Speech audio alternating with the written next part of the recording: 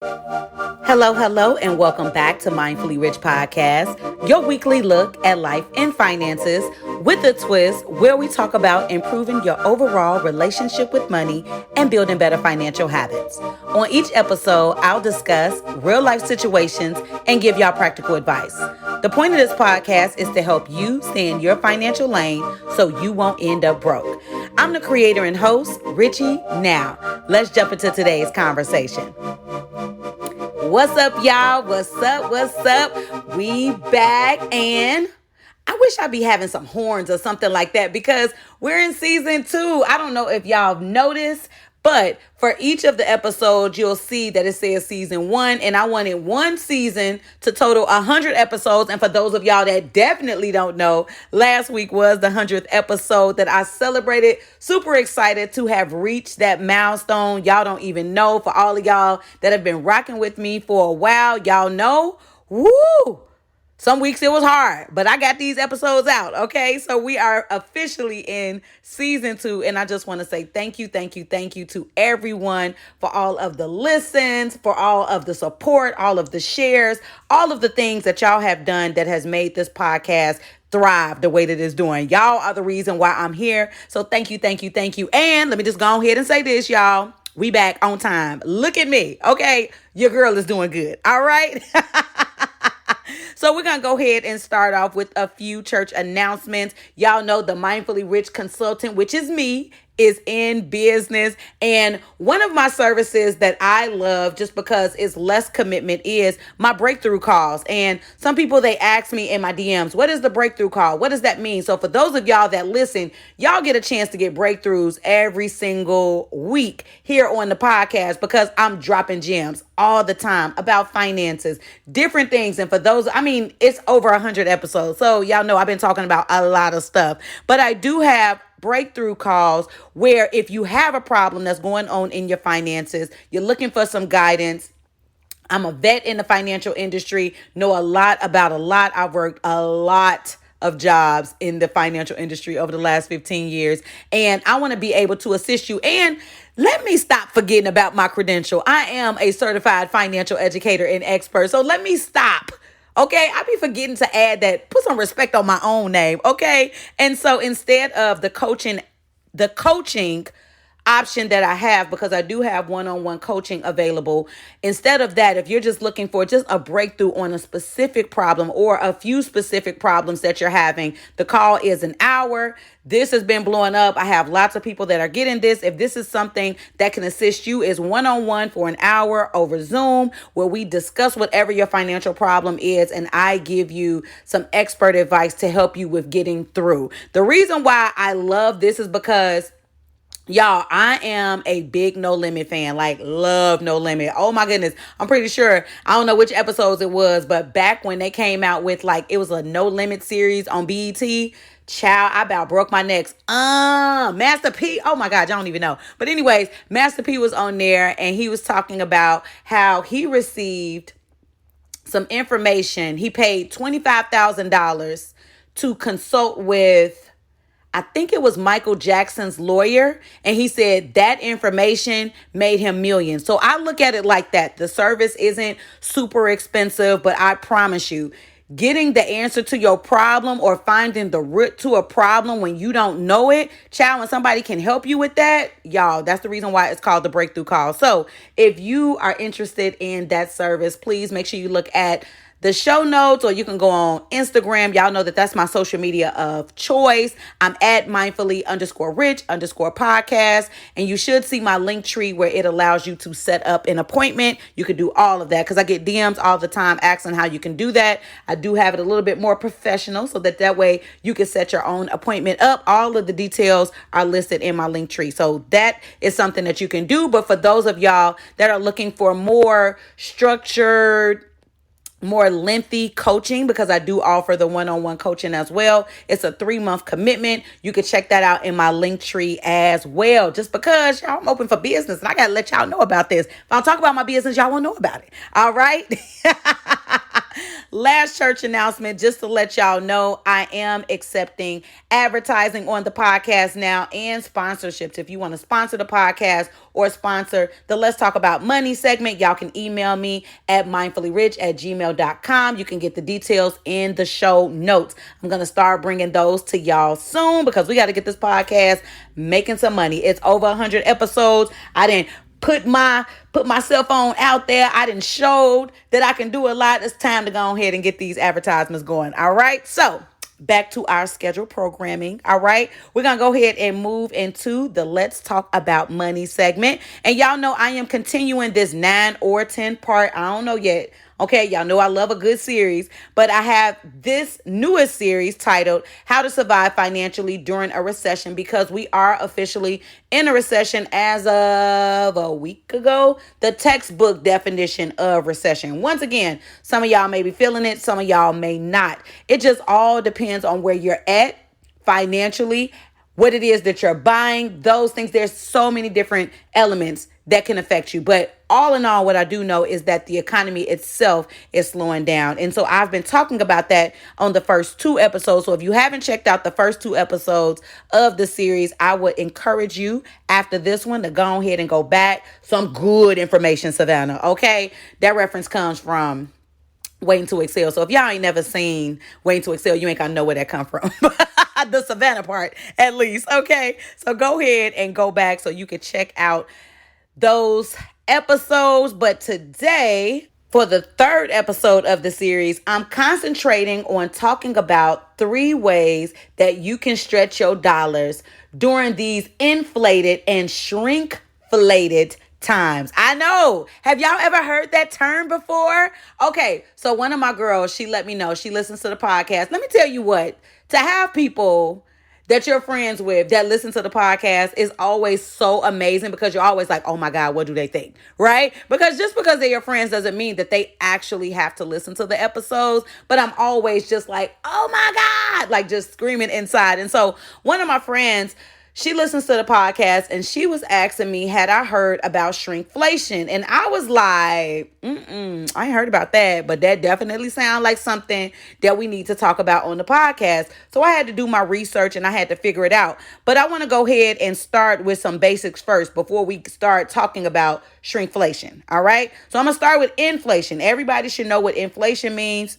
Inflation is just a rise in prices. That's what a lot of us are seeing. When the prices start rising on everything, that means our purchasing power is down just because your dollars can't stretch as much. All right. You think about times when it's not inflated or the economy isn't slowing down and there's not things going on. You feel like you're kind of at like a steady pace. You know the price of everything. But for a while, we had to worry about gas was going up. It felt like 20 cents every couple of weeks or every week or so, right? And even in the stores, if you grocery shop, if you're in the stores, if you're buying shoes or you're buying clothing, any of the goods and services that you're buying, you'll see that prices are rising.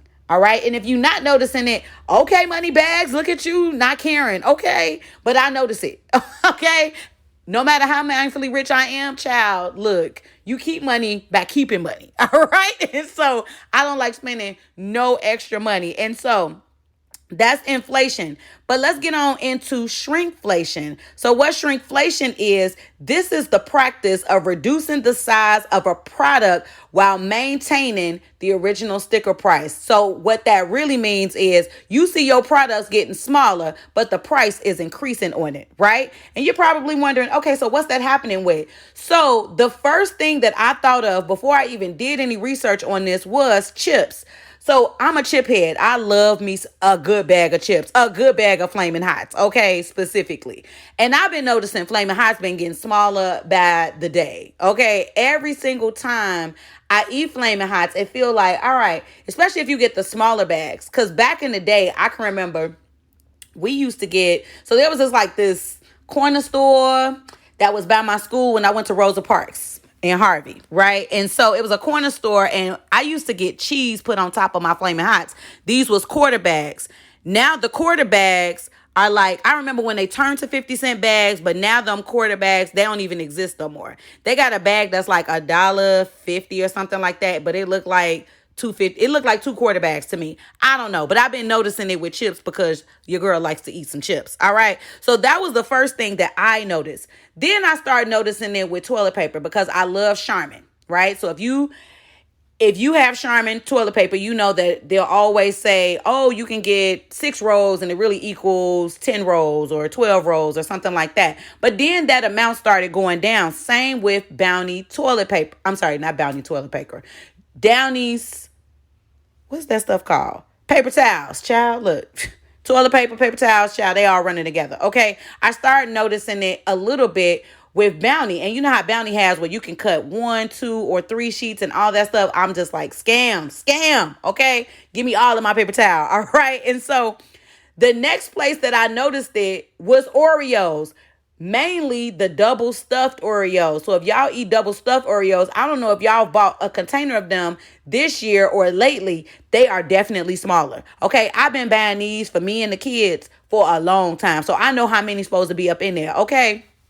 Thick girl, I love me some cookies. So I'll be like 1, 2, 3, 4, 5. I know how many supposed to be up in there. Okay. So when it comes smaller, you know. So those were the things specifically that I noticed. And then lately, as of literally the last 2 weeks, when I've been making cabbage and collard greens, I noticed that the cabbages were smaller.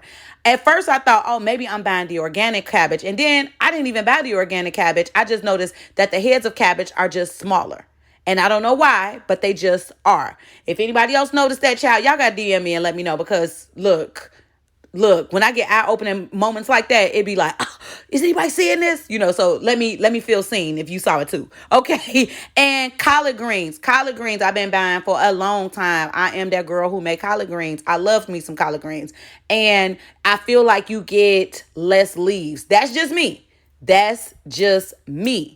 Okay, so those are the things that, like I said, from shrinkflation, when you see a reduced size of the thing that you're buying, but the price is either the same price or higher. Those are the things that I've noticed. So when I went online to research some examples of shrinkflation, there were a lot of people that were talking about you can see shrinkflation happening when you see the smaller dish detergents that still happen to be the same price or higher. Laundry detergent, dishwashing liquid, body washes, toothpaste, shampoo. And the list continues to go on. So I'm just telling you about this just so that you understand what's going on. Not only are we dealing with inflation where the prices are rising, but you also have shrinkflation that's happening where the things that you buy are smaller and you're paying either the same price or you're paying more for that, right? So you're probably like, okay, so why are we talking about all that? Because this brings up the topic for today, the reason why we need to stretch our money. Just because if we paying more for stuff and if we're getting smaller items and still paying more than what we used to pay for it, we need to be able to stretch our dollars even longer. Okay. Money needs to be long right now. All right. I've already did the episode talking about how you can increase your income, but finding passive ways for you to have multiple sources of income so you're not just relying on one paycheck. Also talked about ways that you can make your paycheck, whatever it is that you're receiving for income, making that work for your lifestyle by finding money in your money. Okay, you're going to have to go back to the episode so you can hear what I said. And today I want to just talk about just some mindful ways that you're able to stretch your dollars longer. All right. So we're going to go ahead and jump into those reasons. All right. And the first way that you can stretch your money longer is going to be planning more. And y'all probably listening like, that's it? Yes, some of the easiest things to do are the hardest things for us to do. Just because, think about it like this. We spend money in a lot of areas in our life. If we're planning for all of those areas, that means we'll know how much it is that we need to spend before we even spend it. Right? But a lot of people don't do that. It's like a surprise. You just pop up like, I'm doing X, Y, and Z. Didn't plan for it. Now, there are going to be things that we're not going to plan for. That's the reason why saving money is going to be important. We're going to talk about that a little later. But we can plan for a lot of the things and a lot of the different areas in our lives for the things that we need to do and the things that we want to do. I know it's not rocket science. It's one of those things that you just need to hear just so that you can understand. All right. Maybe I do need to do this. All right. And so when it comes to planning to help you with saving your money, I want y'all to think of it like this. I live in California, right? So when I'm getting gas, I plan where I'm getting my gas from. I don't just run out of gas and then I say any, miny, miny, mo. Okay? I know exactly where I'm going to get my gas because I know which gas station is fitting my budget. All right? I know which gas station is going to be the best gas that goes into my car and then also the cheapest for me. So I shop at Safeway, but I also get Safeway's gas. The reason why is because I'm able to use, now I shop at Safeway sparingly because Safeway is expensive. I love me a good Winco. I ain't even finna sit here and lie to y'all. All right. But I shop at Safeway sparingly because I can reduce the cents. I think it's the cents. So if I shop at Safeway, if I spend a certain amount, I could take a certain cents off. I think it's like I think most recently I took like 20 cents off, right? But I shop there sparingly for certain things that I can only get from Safeway that I can't get from like when I go to a Winco. All right. Costco. I go get gas at Costco. Wait in them long, long lines just because Costco's gas, not only is it good for my car, but it's also cheaper. Right? So I plan that out. I plan how I'm getting gas and that helps me. I don't just pop up and then now I'm spending more money. Look, I already got to pay like $1 million when I fill up. Okay. Gas is super expensive in California. Okay. Side note, I'm in Houston right now. Gas is like $3.50. But what? Okay, that's just a side note, just to let y'all know. But anyways, I plan out when I'm going to go get gas. Another thing, I plan out when I'm getting clothes. I do not shop in the stores anymore just because for some reason, I know me, okay? And that's a good thing that you got to know is yourself and how you spend money. I don't do good in the stores, right? So I have to plan out what it is that I need to get. If I need to get an outfit for a special occasion, if I need to get an outfit for a dinner, if I need to get an outfit for this, I plan out what that looks like. And I do all of my planning. Then I go to the Fashion Nova and go get my stuff, okay? Because I love me some Fashion Nova clothes. Ask my friends, okay? Yes. All right. I got to get them to sponsor me, child, okay? Putting that in the notebook, all right? But you can do this in different areas of your life where you spend money. Plan for your groceries. Planning for your food. Planning for your clothes. Planning for them vacations. Vacations is expensive as hell. You got to plan for that, all right? Now, I ain't even finna sit here and make it seem like, because just in case of my friends that's listening, that I haven't popped up and went somewhere before. But what I do is I use my points. If I'm going to plan and pop up and do something, I'm going to use points. I have a Southwest Airlines card. I get points. I use my points if there's anything that I need to do for my pop-ups or for those things, those occasions that happen, those just in case moments or those emergency moments. Okay. So planning for the vacations, planning for the investments that you want to invest in. Lots of people are investing right now just because you want your money to go longer. I get that. We need our money to be long, right? So you need to plan for that. Where are you taking that money from? All right. Which paychecks are you doing that from? Is it coming from savings? What I'm just saying is just planning for the things that you do for entertainment. If you go to concerts, you go into comedy shows, whatever it is. All right. Y'all get where I'm going with this. Just plan for it. That's it.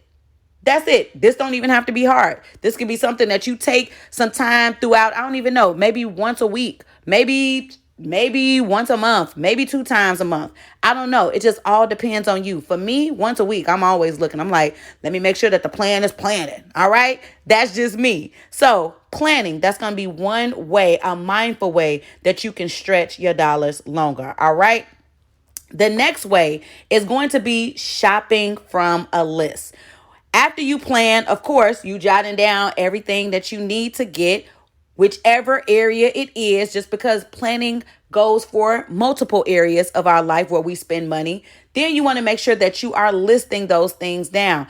I truly do believe in just writing stuff down, but I have been a person that's been using my notes and on my iPhone. So that helps me a lot, but I truly am a write down person. So I keep a little notepad in my purse to write stuff down just because that helps me. Sometimes I physically need to write it down. And another reason why I like writing stuff down is because I feel like if I write it down, it's going to come to pass. Okay. And that's just me talking Bible right now. I don't know why. That's how I feel. Right. Although I wrote a man down lots of time on paper, man has not. Okay. Maybe it's coming. Okay. Maybe that's a little, Another subject, y'all. See, look at me. Look at me getting off. Okay.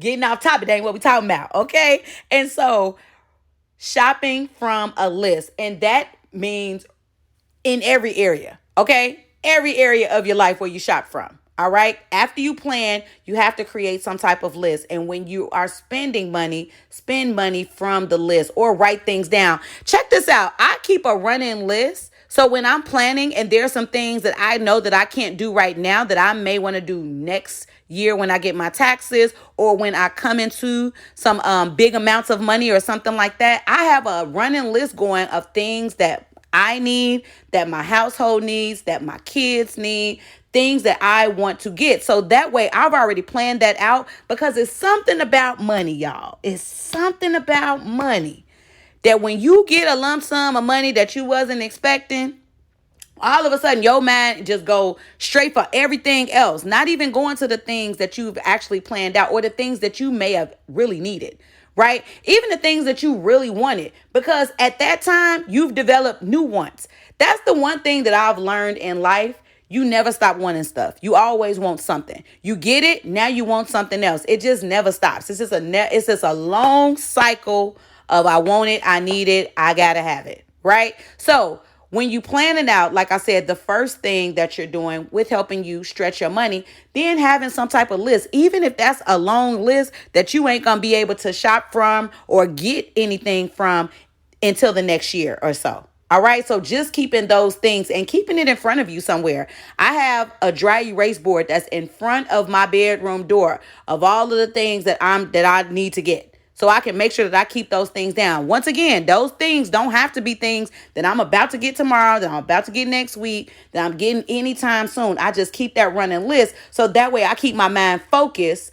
Remember, concrete, because once you plan, your mind concretely knows this is what we need to get.